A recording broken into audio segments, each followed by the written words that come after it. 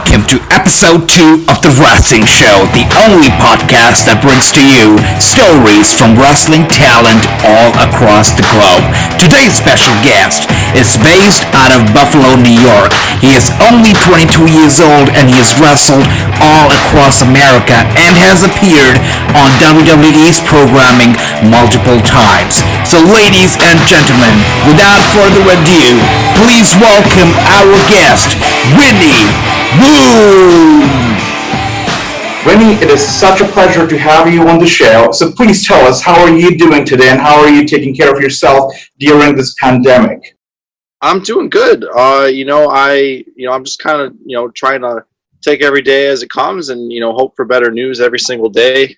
I'm doing well. My family's doing well, and we're just, we're just hoping that this ends soon, so we can get back to wrestling. Yes, of course. I gotta ask you a question. Vinnie Moon, how did you come up with this name? So I was growing up. I think there was a lot of wrestling. I was thinking up that backyard wrestled. So I backyard wrestled, and this name just kind of popped up. We were me and my buddies that I still wrestle with to this day. We're like debating, like, oh, what name should you use? And we just couldn't think of it. And we were watching Wrestling Society X on TV. I think it was like a rerun of it or online in some way.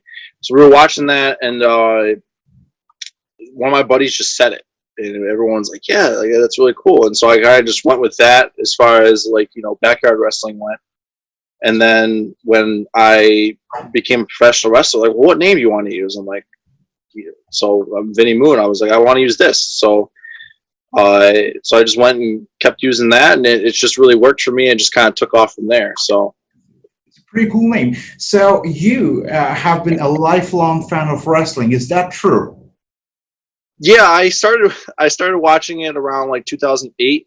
Okay. So I was like 10 years old. Right. 10, 11 years old, I started watching wrestling, and I ended up being the kid in high school that just talked about wrestling. Okay. So I started watching wrestling when I was 10, 11 years old. Right. And then I got more involved with it, like watching on TV and stuff like that. And I had neighbors, Kevin Bennett, who's another local independent star here up in Buffalo. Right. And who's really made a name for himself, and he moved in next door to my father's house, and they were like way more involved than I was. So it's like, oh my gosh, like, I gotta befriend these guys, and that's what ended up happening. And they kind of pointed me in the right direction where I needed to go, and because they were still learning too, so we were both kind of learning at the same time for the most part. They were just a couple years older. So it was basically the destiny that they moved in next door, and you happen to love wrestling. It just happened. Right. Yeah, everything just kind of fell into place the way I needed it to, and then I was pointed in the right direction and met the right people that could help me get professionally trained. And I still train there to this day. So very cool. So you grew up in the John Cena era. Was he your favorite wrestler when you were growing up? Or? Yeah, John Cena was definitely my favorite wrestler growing up. Okay. Yeah, he was. He's still the man now. Even though he's only part-time and everything. But yeah, I definitely grew up when he was at the peak of when people really liked him, and John Cena was definitely my favorite growing up. Would you say that he has an influence on your own wrestling, gimmick and your own persona? I don't necessarily think about gimmick and persona.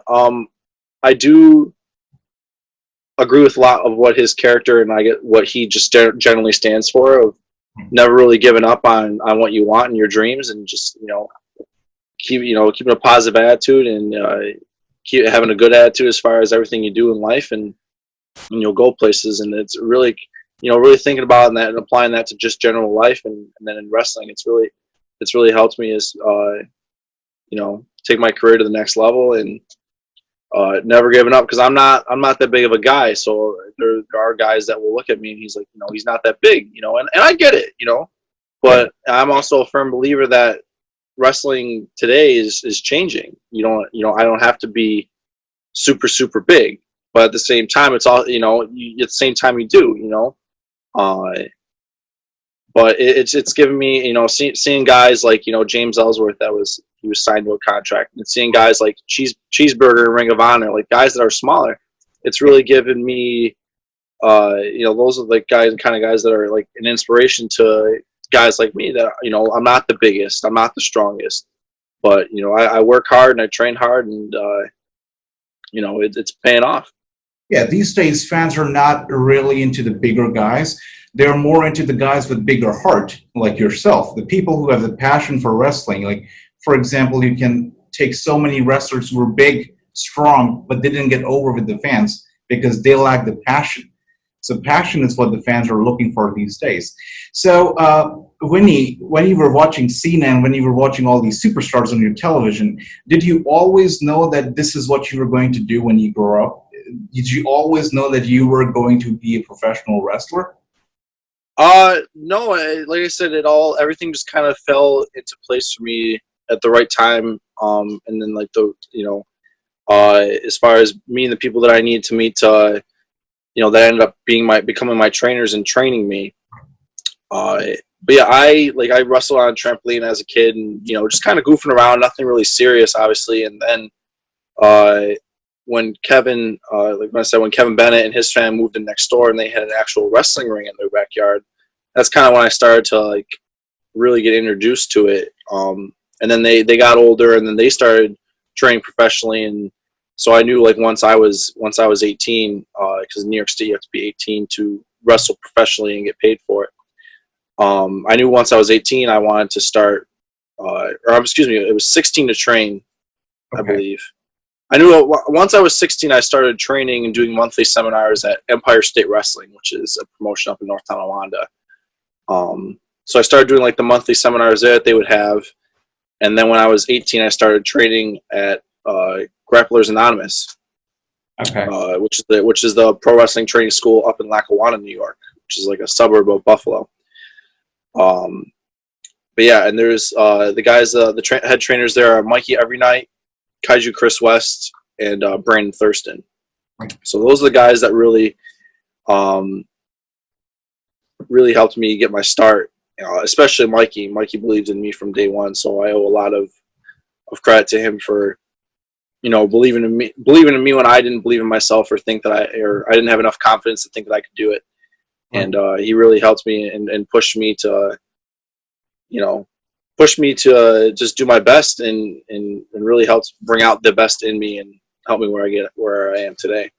Absolutely. So basically, right out of high school, you got into wrestling, and what was your family's reaction to it? Were they very supportive to your career choice, or was there, you know, a little bit of? Yeah, there was never any like, oh, this is weird, or oh, that you shouldn't do this, or there was never any bad reception from them to me wanting to train to be a wrestler.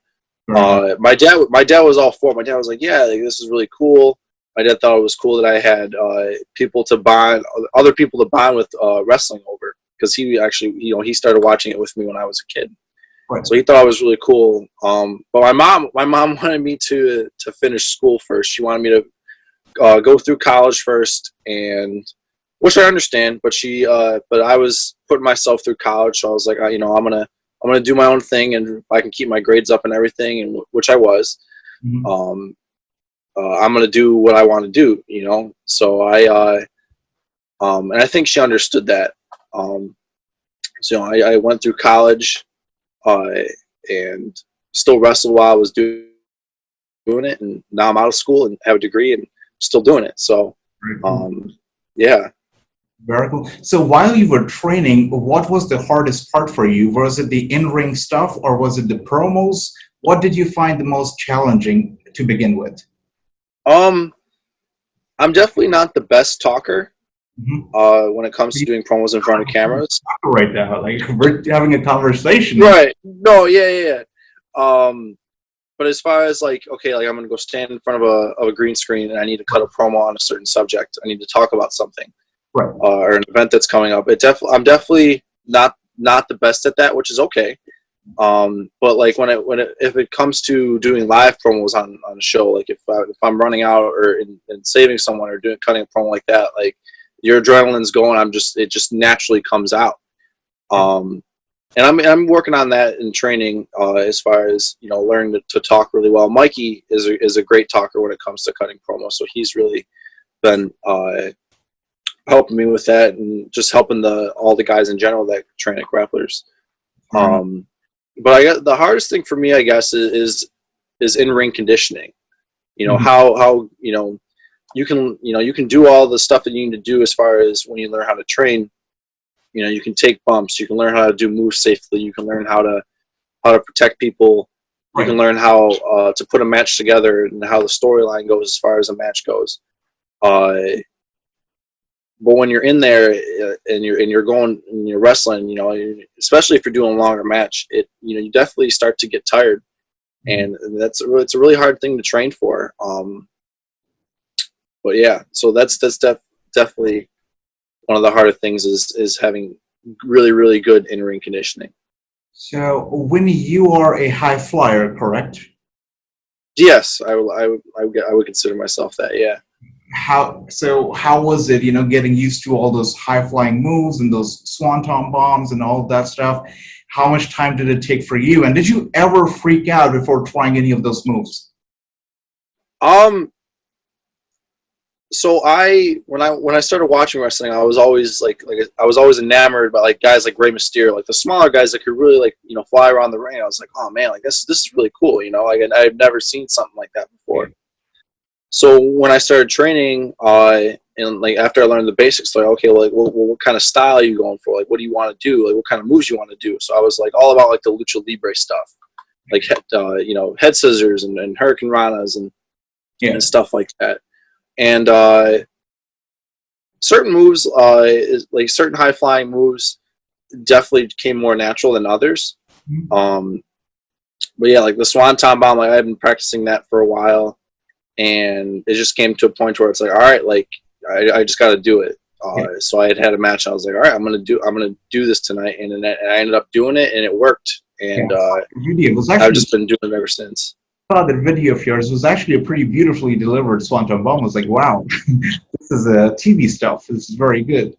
So yeah, we've been doing pretty well. So Winnie, you do the trainings, you get ready, and then the day comes, March 31st, 2017, and that is the day you make your wrestling debut, correct? So correct, yeah.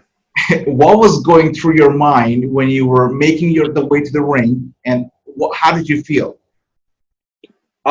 So my first match, it was actually, so I had been doing the monthly seminars at Empire State Wrestling since I was 16, all the way through 18. And I started training at Grapplers, actually right after my first match. So I wasn't fully trained for my first match. It wasn't planned for me to have that first match the way that it happened. They just needed someone to go out there and get squashed. So they needed someone to go out there and get squashed, and I had my gear, and I had a bunch. You know, I knew a bunch of guys in the locker room that were like, "Oh, Vinny can do it," and the promoter was like, "Well, do you have gear?" And I'm like, "Yeah, I do." And he said, "Okay, go get it." So that's when the nerves like really started to hit, as I'm like walking out to my car and grabbing my stuff. Because it wasn't planned for me to be on the show, but you know, good wrestlers, you always want to bring your gear just in case, because you never know what's gonna pop up. So I brought my stuff in, and I had my first match, and pretty much right after that was when I started really training consistently. Because in order to get accepted into Grapplers Anonymous training school, they put you through a physical trial to see if you're physically fit, and so that you won't get hurt. They want to see how tough your body is, because it's not just and how tough your mind is too, because it's just not just a physical thing, it's a mental thing. It took me three times I had to take the physical trial. I had to take it 3 times because I failed the first 2 times. But I was still doing like the monthly seminars and still helping set up at shows, and still showing people that I was serious about it, even though I mean, wasn't physically the best in shape at that point. I mean, doing all the monthly setups, trying out 3 times, it actually shows a lot about your own, will and your passion towards wrestling. It shows a lot about your determination to be a wrestler. So it speaks a lot. Right. It was definitely hard not passing the trial the first 2 times, and discouraging, because it's like, oh, I guess I'm just not meant to do this. I can't do it. So how am I going to make it as a wrestler? Right. And like I said, Mikey really believed in me, and he just kept, he would message me online and would just keep encouraging me. And when I would see him at shows, he'd be like, "Hey man, like how's the working out going?" Because I've never been the best at working out. So he was always very supportive and very like, "Hey man, like just keep pushing yourself. You're gonna do this. I believe in you." That's very so especially like once I had my first match, and I feel like that my first match was a lot to do with, like I said, I was in the right place at the right time for that, and I had I owe a lot of, I guess, my start to Kevin Bennett too. He really, and that was back in our backyard wrestling days, and he really helped me, learn the basics to the point to where when it came time to have that first match, when the opportunity came up, I was comfortable in knowing that, okay, I know the basics for the most part, and I'm not going to be doing a whole lot of offensive maneuvers. I just got to make sure I protect myself, and that's what happened. I went out there, got beat up, and that's where it took off from there, and training really started to happen for me consistently right afterwards. That was awesome. Yeah. So fast forward from that time to now you're like only 22 years old, and you've been wrestling for like over a couple of years, and well, we can say that you are one of the most recognizable faces when it comes to indie wrestling, in your area, and you've worked for multiple promotions, and also made appearance for the WWE. So just was it like a year after your wrestling debut that you appeared for WWE at Extreme Rules pay-per-view? It was a year. Yeah. So I did extra work for the first time in July 2018. So it was like a year and a couple months. March, April, May, June. Yeah. So it was like almost a year and a half into my pro wrestling career where I got the opportunity to do extra work for the WWE, and that was a really cool experience. How did that feel, being in front of 1,000 people in live audience and millions watching around the globe? How was it? Were you nervous? I was nervous for the part that I was doing. I wasn't wrestling. Yeah. But the part that I was doing, just being like a crewman for the spot that was needed. Yeah. It was really cool. I was definitely nervous beforehand, but then like once you're out there and you're just you're in the ring, you don't really, I guess it just stuff happens so quickly, and you don't have time to be nervous. You know what I mean? Sure. So, but it was really cool, especially like just to be able to look back on it and see it online and stuff like that, and it was really cool. Incredible. So if it's not something that you need to keep confidential, can you tell us something about how does WWE get these enhancement talents and extras for their shows? There is a process for it. And obviously you have to be a trained wrestler. I'm not sure if I'm allowed to release the information as far as that, but yeah, obviously you have to be a trained wrestler. Right. And there is a process that you have to go through. But yeah. So how was the atmosphere backstage? Did you get to meet any other superstars or anybody that in the WWE? Yeah, I mean we're walking past it. There's a lot of people that we're walking past. It's just like a locker room on an independent show, except just really really really big, and there's obviously really really good catering.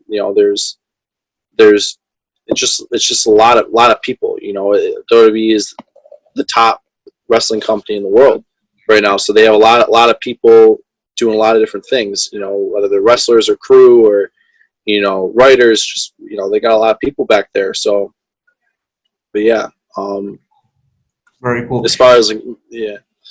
Yes, please go ahead. Yeah. Oh, sorry. Yeah. No, but as far as like meeting people, it's like everyone's so busy. Right. You know, just like any other independent show, everyone's really busy. So, you know, you're just kind of doing your own thing. But yeah. Now, since it's been 3 years that you've been wrestling, I've got 3 questions for you, and they're all based on number 3. So, rapid fire round. So, tell me 3 most memorable moments of your wrestling career so far.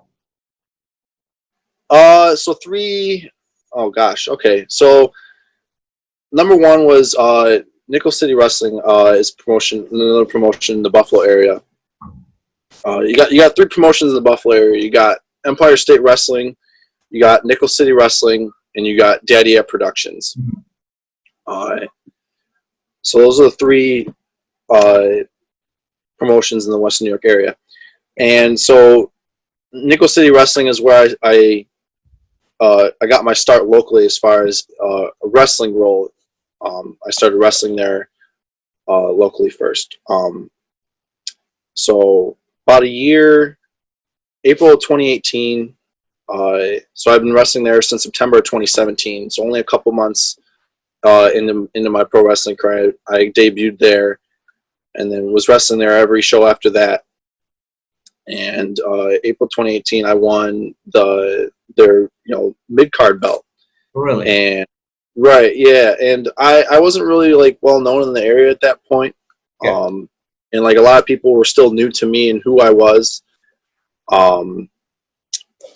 So yeah, it was so, and the guy that I was wrestling was really, really big, and like people knew who he was, and he was, really, really good. Cyclone Jones, was the guy's name.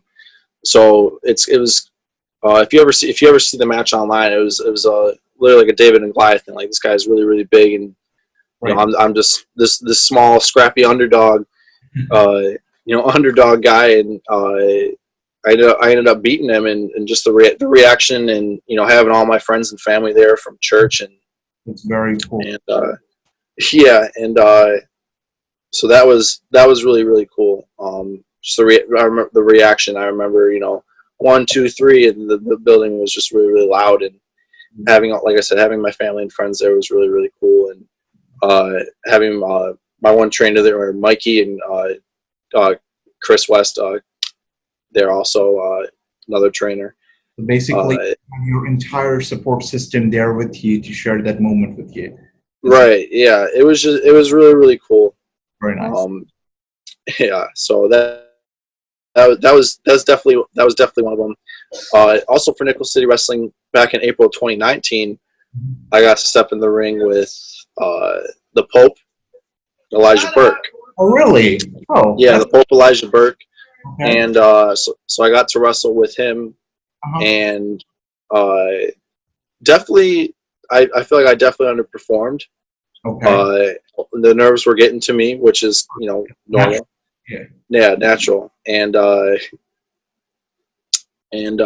but afterwards, he took the mic and cut a promo and told me that I had a very bright future. So to hear that coming from him, I was just like, wow, like, this is really, really cool. Like, he didn't have to say that, So that was, I just remember, like, I watched the footage back, and I'm just watching. I was like, I just remember being in shock, and then he shook my hand after he said that, and I just remember that's the only time I've ever cried in wrestling so far. So that was a really, really cool moment. Very special. Yeah. But yeah, it was a very, very special moment. And then third moment, I would have to say the first ever Daddy App Productions show. Mm-hmm. So Daddy App Productions is run by Mikey every night, and we had always thought about, he had always thought, and he'd always talked to us at training about having the idea of a direct promotion that we can directly put guys that train at Grapplers Anonymous into that promotion. Now, Grapplers Anonymous is still an independent training school. Like anyone from any area can come and train. But now we have a direct outlet as far as getting in front of people. We retrain, and now you can get in front of people right away. So having that first show and just all the years of hard work that were put into it, because it was definitely a team effort. So to make it all happen, and all the guys selling tickets and stuff like that, and really promoting the show to make it successful. Because starting new promotions, especially the first show, it can either be a hit or a miss. So you got to really make sure that you're really really believe in what you're doing and really promote it and make sure people know about it and make sure people get there. And just the atmosphere of that night was just really cool. All these guys that we train with, we all train together, and to be able to pull off something that we had been talking about for so many years was just really, really special. When I talk to you, I can hear a lot about your respect towards other people, the performers, the teamwork, the support. That's a lot that I can hear from you. So I think that's a very good quality in you, that you always the people around you, the people who support you, and the people you work with. It's a very good quality. Yeah, I feel with Grapplers Anonymous and Daddy Up Productions, there's no other locker room, there's no other group of guys I feel like it in professional wrestling, as far as we're training every week together. We're all pushing for each other to do the best that we can, and really helping each other, really motivating each other. And it's just a really good atmosphere to be around, a group of guys that just care so much about how each other is doing. And yeah, it's really special to have that, and especially in wrestling. I really respect that. Okay, so the questions are going to keep getting harder now as we keep going forward. Now, oh boy, I'm ready. Hit me. Now is the second question, and this one is about 3 most embarrassing moments that you've had in the ring so far. Oh gosh. Oh man. Yeah. I don't even know if I don't know if I had been around long enough to have embarrassing moments. Oh boy, embarrassing moments. Or let's say not just in the ring, but overall, anywhere in your wrestling career. Let's meet. We definitely at Grapplers, we definitely poke fun at each other, and so there's obviously been stuff like that. Where guys are ribbing each other, and some of it's been caught on camera, and it's just like, man, what are you doing? But as far I honestly can't think of anything that's been super embarrassing that's happened. Right. That is fine, because for me, my life is a comedy. So every single day there's one embarrassing moment or the other. So I had to include this question. Right. Yeah. There's definitely been funny moments, and definitely been moments where stuff has gotten messed up. All right.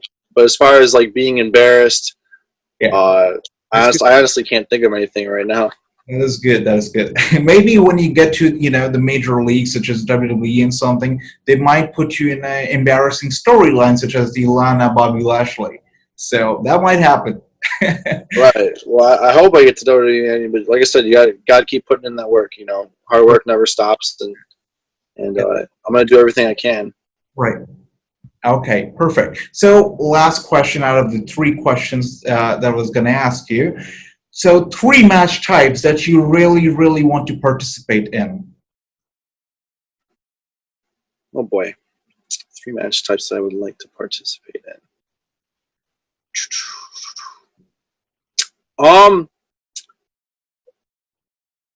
For me, if you would ask me, I'm not a wrestler, but if you would ask me, I would say Buried Alive, Inferno, and I don't even know, Hell in a Cell, even though I'm just very...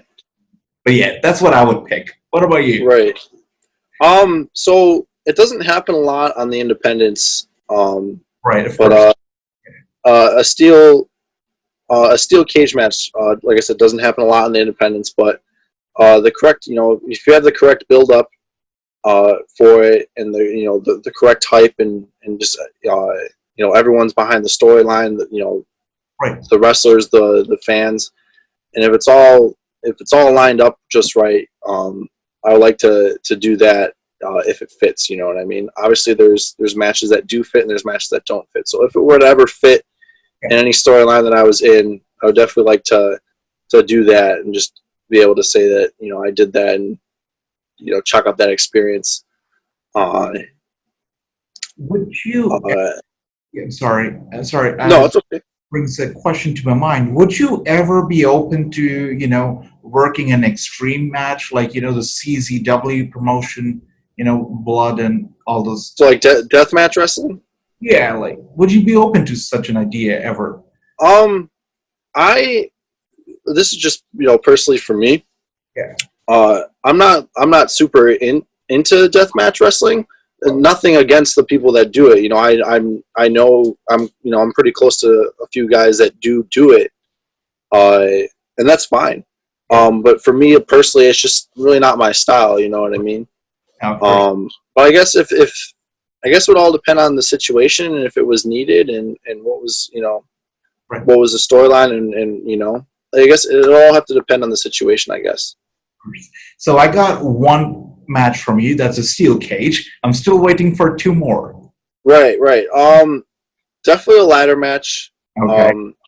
I've seen those happen, and then that would be pretty cool to do. And what else? Steel cage ladder match. I think an Iron Man match would be really cool too. Oh, nice. Not only to, you know, to actually wrestle in it, but just to see like physically, like how physically demanding is this going to be? You know, because they could last a half an hour, and that's a really good way to test yourself and a really good way to push yourself and see, you know, how much can I do here? You know. That's true. You know, all of your answers, they're mind-blowing because they just speak about how passionate you are about wrestling. You want to take more and more challenges. It's very impressive. You know, Winnie, I told you that I'm going to ask you 3 questions, but I'm a curious guy, so I'm going to ask you one more, 4th question. Sure, yeah, go for it, yeah. So, I don't know, but when I look at you, you know, I always feel that maybe if you know, join the WWE in the near future, you would make a great tag team with a guy called Matt Riddle. So I do think so, you know, the bro and the bro. Have you ever thought of, you know, such an idea? So it's actually funny that you mentioned Matt Riddle, because I had, before my hair was the glorious mullet that it is now, I had really, really long hair, like Matt Riddle's. It was really, really long. And I remember like wearing a hat, and I was at a show, and Joey Janela was at that show. Oh, okay. And I remember like turning around, and like obviously like Joey didn't know who I was, but he's like, "Oh, bro, I thought you were Matt Riddle for a second, just because the way my hair looked." And I was just, you know, I've always been kind of like, "Oh man, you look like Matt Riddle." Yeah. And so it's really funny that you mentioned that. Like I don't know, man. It like you know, you never know what the future holds. So. No, I know, but right now what I can see is a very bright future. So bright that I have to wear sunglasses, to be honest. That's the only reason why I'm wearing them. So, you know, speaking of independent promotions and matches, I gotta ask you, because WrestleMania Access was canceled during this, you know, pandemic, and lots of independent, you know, matches have been canceled. They've been put off for now. Even Evolve was sold to the WWE because, you know, the losses. Right. So how are you, you know, keeping up with this whole scene, and how is the independent promotion, you know, the whole circuit keeping up with this whole pandemic? Yeah, I mean it's definitely hard, you know, especially in New York State with the regulations that New York State has to that New York State wrestling promoters have to follow as far as running shows. It's definitely nowhere feasible to run a show right now. We're not even allowed to congregate in big crowds right now in New York State. But even if we were, it would definitely be hard for promotions to not only run, but run successfully as far as making money and being able to move forward after that show. Right. So it's unfortunately right now shows aren't going to be able to happen for the near future, but you know, they will wrestling in New York will be back. I definitely believe in that. So, and when that day happens, it's going to be a good one. We'll be back. I'm pretty sure it will be back. So, when wrestling is back and this pandemic is over, what is next for Vinnie Moon? What's next for me? Really much the same thing. I'm really trying to get out there more and travel more and go to new places. And, you know, I feel like I have a lot to offer. So I really want to, you know, just be the best Vinnie Moon that I can be, you know, train as much as I can, get bigger, you know, just really overall just making myself a better wrestler and just keep doing my thing. And hopefully it pays off. Of course. And I can tell you that, you know, after listening to this interview and after checking out your profile, which is at Vinnie Moon on Instagram, correct? It's you can follow me on Instagram at Vinnie Moon 1998. 1998. Okay, cool. So at Vinnie Moon 1998, and you know, I'm pretty sure that people are gonna fall in love with you, and you're gonna have so many more fans even before this pandemic is over, and it's gonna keep growing and growing. Today, you earned one more fan. That is me. I appreciate that. Thank you. All right. So one last question. Well, actually, before that question, I'm gonna ask you another question. You're wearing a pretty cool T-shirt right now. What does it say?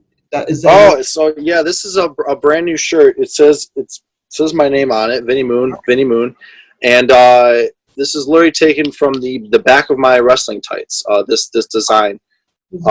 So I just got these made actually before the pandemic hit, so I never got a chance to sell them. But I plan on opening a pro wrestling tee store soon, and this design will be going up there, so you can get that design off of there. Once that design. You know, we will be sharing it with the followers. I'm pretty sure that they would love such a sick T-shirt. It's pretty cool. Right. Yeah. No, I appreciate that. I'm definitely as time has gone on, I've definitely, you know, how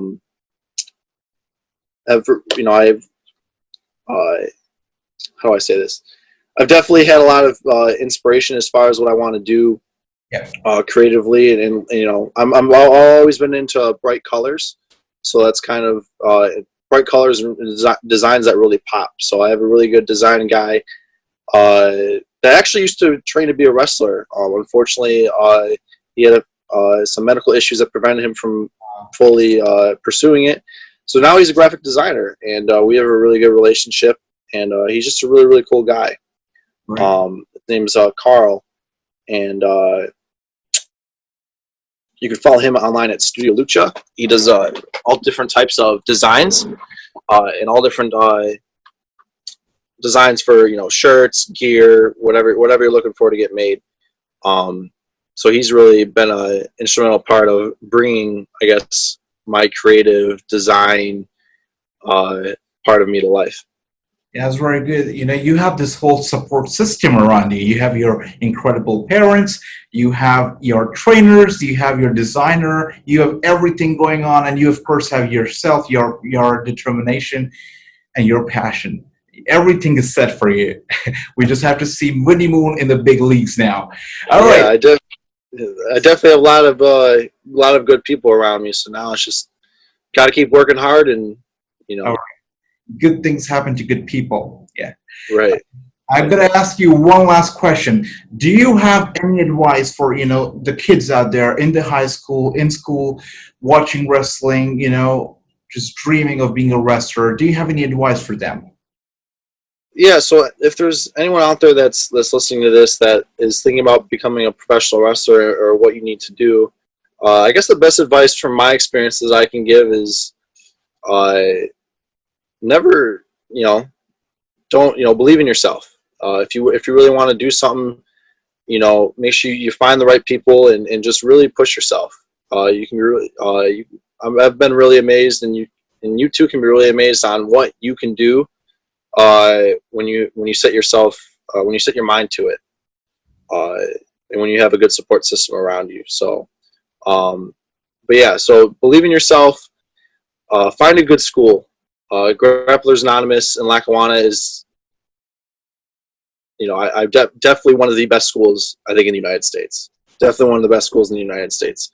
So find a good wrestling school with a reputable trainer, and just be a good person. Have a good attitude. Always be ready to learn. Always be willing to help out in any way, and it'll pay off. So. Very cool. Thank you so much, Vinnie. I said that was going to be the last question, but again, I'm a very curious guy, and sure, one more question for you.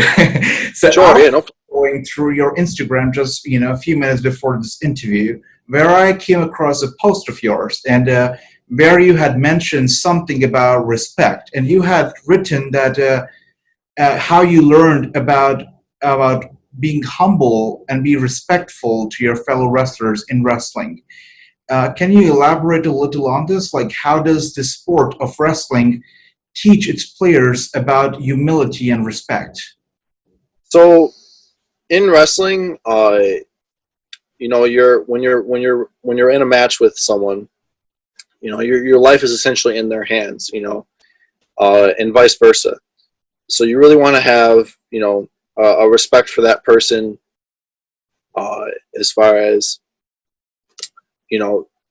just trusting them. And you really want to have a respect of how wrestling works.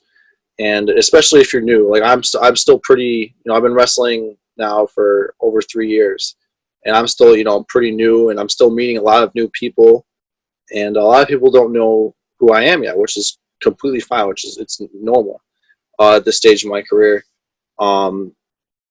So, you always want to, especially when you're new, you always want to be open to learning new things and getting advice. But yeah, you just, have a respect for the sport and the people that have, kind of paved the way for you, because wrestling has evolved over the years, and it's because of those people that have come before us that the way wrestling is now. So yeah. All right. Perfect. Thank you so much, Vinnie. It was a pleasure talking to you, and we hope to have you back on the show very, very soon. So take care of yourself and keep fighting. Too, and thank you, man. I appreciate it, and I appreciate you reaching out to me and having me on the show, and just sharing my story with the world. It really means a lot. Of course, the world is going to love your story, and we are all fighting for you. And we hope to see you on our television screens very, very soon. I appreciate that. I hope so too, man. Thank you. And this brings us to the end of episode 2 featuring Vinnie Moon. If you liked the episode, don't forget to subscribe and share it with your friends. And we will be back next Tuesday and every Tuesday after next Tuesday with more wrestling stories, with more wrestling superstars from all across the globe. Thank you, and we will see you next week.